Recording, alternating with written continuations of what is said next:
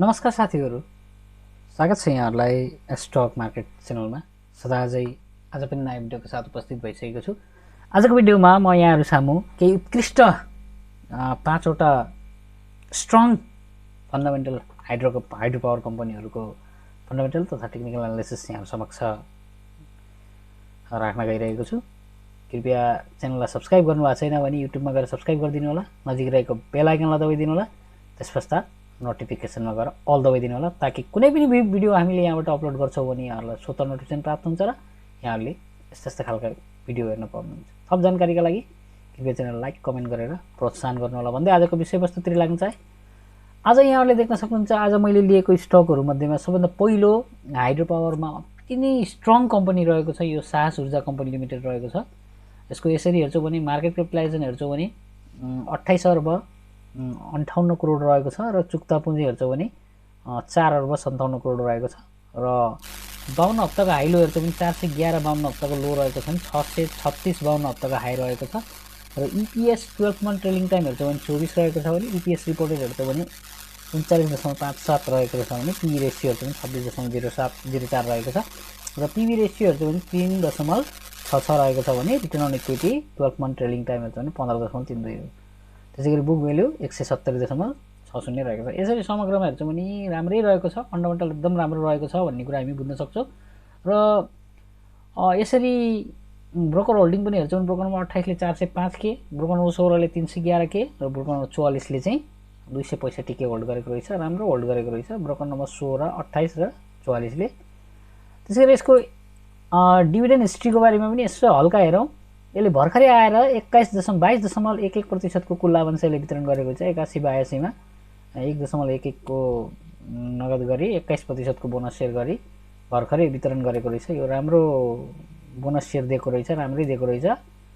र अहिले भर्खरैको अवस्थामा चाहिँ यसरी हेर्छौँ भने यसको क्वार्टर रिपोर्ट हेर्छौँ भने बुक भ्याल्यु रिपोर्टेड बाहेक अरू सबैमा देख्न सक्नुहुन्छ हरियाली देख्छौँ भनेपछि उत्कृष्ट रिपोर्ट ल्याएको रहेछ भन्ने कुरा हामी बुझ्न सक्छौँ। है समग्रमा यसरी हेर्छौँ भने 81-82 को क्वार्टर 2 र 82-83 को क्वार्टर 2 रिपोर्टलाई चाहिँ हामीले यसरी हेर्छौँ भने गत वर्षको तुलनामा एक वर्षको तुलना गर्छौँ भने यस्तो राम्रो रिपोर्ट ल्याएको छ। कुदनाफामा 27.46% को वृद्धि गरेको छ भने इपिएसमा 5.34% को वृद्धि गरेको छ।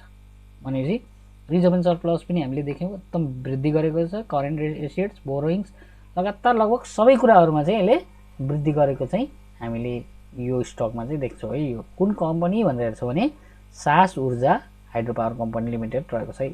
अब हेरौँ हामी यसको टेक्निकल एनालिसिस। टेक्निकलतिर यसरी हेर्छौँ भने अहिले भर्खरैको अवस्थामा चाहिँ यो देख्न सक्नुहुन्छ, यसको यो स्ट्रङ डिमान्ड एरिया रहेको छ। अब आउँदै गरेको अवस्था छ, यो भर्खरै करेक्सन फेस गर्दै गरेको अवस्था देखिन्छ। यो देख्नुहुन्छ यो एरियाबाट यो एरियासम्म कन्सोलिडेसन हुन्छ, तर यसको डिमान्ड एरिया भनेको यो रहेको छ। यो किनभने चाहिँ यो ग्याप देख्न सक्नुहुन्छ, यो ग्याप फुलफिल गर्न आउने सम्भावना बढीभन्दा बढी देखिन्छ भनेर मैले विगतका दिनहरूमा पनि भनेको थिएँ। नभन्दै त्यस्तै हुँदै गरेको अवस्था देखिन्छ।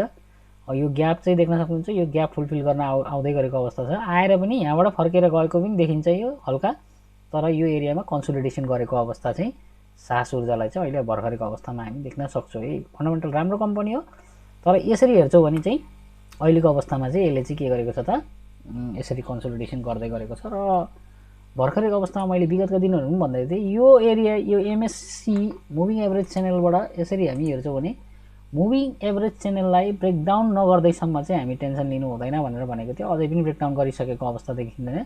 त्यस कारणले गर्दाखेरि अहिलेको अवस्थामा चाहिँ हामी यसरी हेर्छौँ भने एकदम राम्रो अवस्थामा रहेको छ भन्ने कुरा। फन्डामेन्टल राम्रै कम्पनी हो, तर टेक्निकल अवस्था पनि हेर्छौँ भने राम्रै रहेको छ भन्ने कुरा हामी बुझ्न सक्छौँ। है यो कम्पनीमा कुन कम्पनी भनेर हेर्छौँ भने साहस ऊर्जा लिमिटेड रहेको छ। है यो कम्पनी यसरी चाहिँ हामी हेर्न सक्छौँ।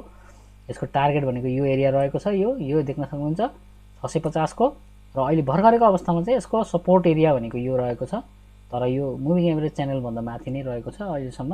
त्यस कारणले गर्दाखेरि हामी टेन्सन लिनुपर्ने आवश्यकता चाहिँ देखिँदैन। है किनकि यही एरियामा कन्सोलिडेसन भएको अवस्था देखिन्छ। अब यो यहाँसम्मको चाहिँ वर्ष 648 650 अनि त्यसपछि चाहिँ यसलाई पनि रेकआउट गऱ्यो भने अझै माथि जाने चान्सेसहरू चाहिँ देखिन्छ। तर हेर्दै जाउँ अब के कस्तो अवस्था सिर्जना गरेर जान्छ भन्ने कुरा हो। है त्यसैगरी अर्को कम्पनी हो, अर्को कम्पनी हामीले हेर्छौँ भने यो राधी विद्युत कम्पनी लिमिटेड रहेको छ र यसको पनि यसरी समग्रमा फन्डामेन्टल हेर्छौँ भने मार्केट क्यापिटलाइजेसन 15 अर्ब 9 करोड 98 करोड रहेको छ। 15 करोड 9 करोड रहेको छ र चुक्ता पुँजी हेर्छौँ भने 1 अर्ब 83 करोड रहेको छ भने 52 हप्ताको हाई लो हेर्छौँ भने 420.1 52 हप्ताको लो रहेको थियो भने 920 52 हप्ताको हाई रहेको छ र इपीएस 12 मन्थ ट्रेलिङ टाइम हेर्छौँ 33.44 रहेको छ भने इपीएस रिपोर्टेड हेर्छौँ भने अहिलेको अवस्थामा राम्रै रहेको छ र पी रेसियो हेर्छौँ 24.55 रहेको छ र पीबी रेसियोको कुरा गर्छौँ भने 4.80 रहेको छ। Return on equity 12 month trailing time हेर्छौँ 24 रहेको छ। यसरी हेर्छौँ भने राम्रै रहेको छ भन्ने कुरा बुझ्न सक्छौँ। इपीएसबाट हेर्छौँ भने 32 रहेको छ रिपोर्टेड र पी रेसियो हेर्छौँ भने 24 रहेको छ भनेपछि राम्रो रिटर्न दिन सक्ने सम्भावना चाहिँ बढीभन्दा बढी देखिन्छ। कुन कम्पनी भनेर हेर्छौँ भने यो राधि विद्युत कम्पनी लिमिटेड रहेको छ र यसरी यो कम्पनीलाई हामी हेर्छौँ भने अहिले भर्खरको अवस्थामा ब्रोकर नम्बर 81 ले 1785 के होल्ड गरेको देखिन्छ भने 39 ले 577 र ब्रोकर नम्बर 50 ले 420 के होल्ड गरेको हामीले देख्न सक्छौँ है। त्यसै गरी यसको पनि हेरौँ प्राविधिक विश्लेषण टेक्निकल अवस्था कस्तो रहेको छ र यसलाई पनि हामी एमएससी जोइन गरेर हेरौँ। एमएससीबाट है एमएससीडीबाट होइन एमएससी मुभिङ एभरेज भनेर च्यानलबाट हेरौँ। यसरी भर्खरको अवस्थामा हेर्छौँ भने यो देख्न सक्नुहुन्छ यो सपोर्ट एरियालाई चाहिँ हल्का तलतिर गएको थियो। यो देख्न सक्नुहुन्छ एउटा डोजी क्यान्डल डोजी टाइपको क्यान्डल फर्म गरेर बसेको छ र तलतिरै गएको थियो। तर यो यसरी हेर्छौँ भने मुभिङ एभरेज च्यानललाई चाहिँ ब्रेकडाउन गरेको छ र मुभिङ एभरेज च्यानललाई ब्रेकडाउन गरेर यो देख्न सक्नुहुन्छ यो स्ट्रङ डिमान्ड एरिया हो। यसलाई कम्प्लिट ब्रेकआउट गरिसकेको अवस्था चाहिँ हामी देख्दैनौँ। अहिलेको अवस्थामा चाहिँ यो देख्न सक्नुहुन्छ यहाँसम्मको चाहिँ रहेको छ यसको एकदम स्ट्रङ डिमान्ड एरिया। अब यो एरियालाई चाहिँ भोलिका दिन चाहिँ के कस्तो सिग्नल देखाउँछ भन्ने कुरा हो। अब यसलाई भोलिका दिन पनि ब्रेकआउट गरेर तलतिर ब्रेकडाउन गरेर तलतिर गयो भने यो तलतिरै जान सक्छ र यहाँबाट फर्केर गयो भने चाहिँ निश्चय पनि यसको चाहिँ राम्रो यात्रा यसले लिन सक्छ भन्ने कुरा हामी बुझ्छौँ। अहिलेको अवस्थामा चाहिँ हेर्छौँ भने मुभिङ एभरेज च्यानललाई ब्रेकडाउन गरिसकेपछि हामीले हेर्ने भनेको के हो त यो देख्न सक्नुहुन्छ अहिलेको अवस्थामा चाहिँ यो देख्न सक्नुहुन्छ यो यसलाई पनि देख्न सक्नुहुन्छ यस्तै मजाले ब्रेकआउट गरेको छ ब्रेकडाउन गरेको छ र अहिलेको अवस्थामा चाहिँ हामी यसरी मुभिङ एभरेज च्यानलबाट पनि लगाएर ट्रेन्ड लाइन लगाएर हेर्छौँ भने भर्खरको अवस्थामा चाहिँ कस्तो अवस्था हुन्छ भनेर हेर्छौँ भने यो ट्रेन्ड लाइनलाई हामीले यसरी सपोर्ट एरियाको हिसाबले हेर्छौँ भने यो देख्न सक्नुहुन्छ यो एरियालाई के गरेको छ त ठ्याक्कै यो एरियालाई चाहिँ के गरेको ब्रेकडाउन गरेर तलतिर आएको अवस्था देखिन्छ। अब चाहिँ हामीले के देख्न सक्छौँ यहाँबाट फर्केर गयो भने सबभन्दा पहिलो टार्गेट यो हुनेछ अनि त्यसपछि यो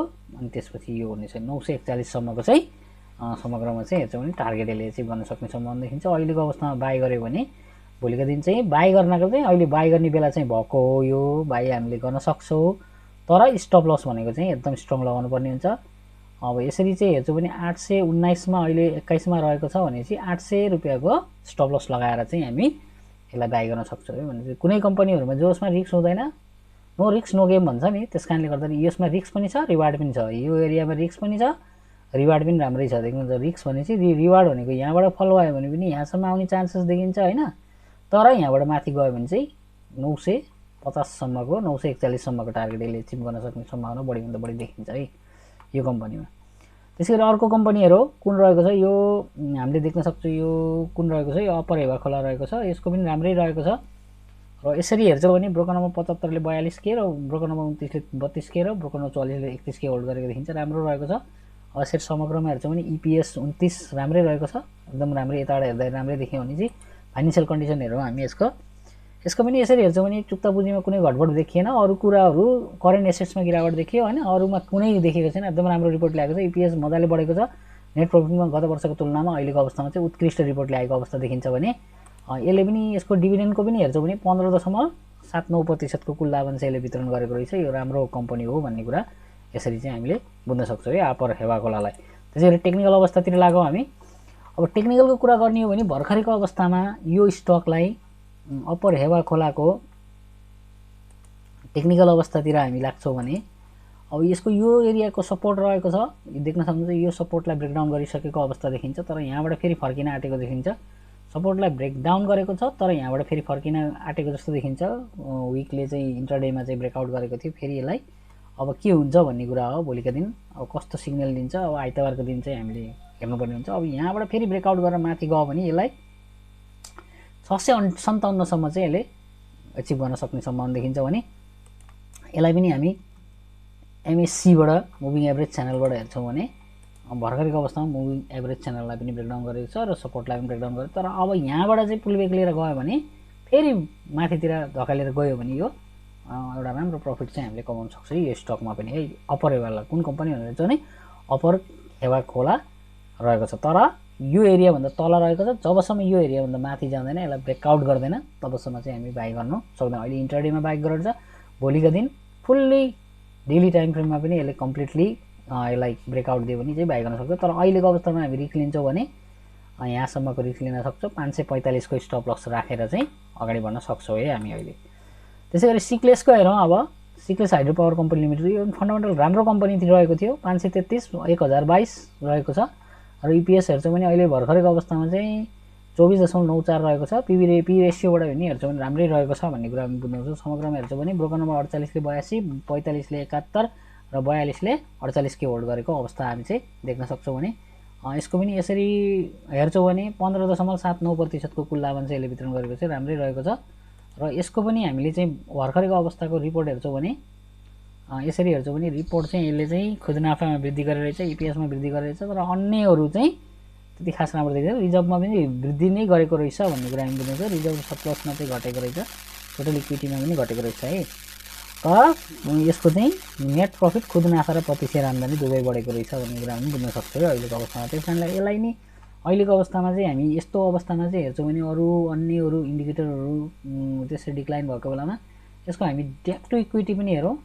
डेट टु इक्विटीको आधारमा चाहिँ हामी यसलाई जान्छौँ 0.94 एकदम राम्रो रहेको छ। डेट टु इक्विटी धेरै छैन, डिएचपिएलको धेरै रहेछ, तर 0.94 भनेपछि 1 देखि तलै रहेको रहेछ। त्यस कारणले गर्दा यो कम्पनीलाई पनि हामी हेर्न सक्छौँ। कुन कम्पनी भनेर हेर्छौँ भने अहिलेको अवस्थामा यो Sikles hydro power company limited रहेको छ है यो कम्पनी। त्यसै गरी यसको टेक्निकल अवस्था हेरौँ हामी। टेक्निकल अवस्थाको हेर्छौँ भने भर्खरै के देख्न सक्छौँ, यो सपोर्ट एरियालाई लगभग ब्रेकआउट गरेर माथि गएको अवस्था देखिन्छ। यहाँबाट ह्यामर पनि फर्म गरेको छ, एउटा it's a type of hammer candle. र अब यो क्यान्डलको स्टिकको भ्यालिड भयो भने भोलिको दिन चाहिँ पहिलो टार्गेट भनेको यो देख्नुहुन्छ रेसिस्टेन्ट यो रहनेछ, 633 रहनेछ। अहिले मजाले तलतिर आएको अवस्था देखिन्छ।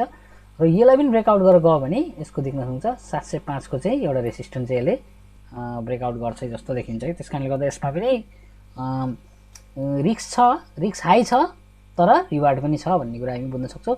यो तल आयो भने यहाँभन्दा तल खस्यो भने पनि यो यहाँसम्म खस्न सक्छ, तर यो एरियालाई ब्रेकडाउन गरिसकेको छ। अब यसलाई यो रेसिस्टेन्ट सबभन्दा पहिलो टार्गेट यसको यो हुनेछ 640।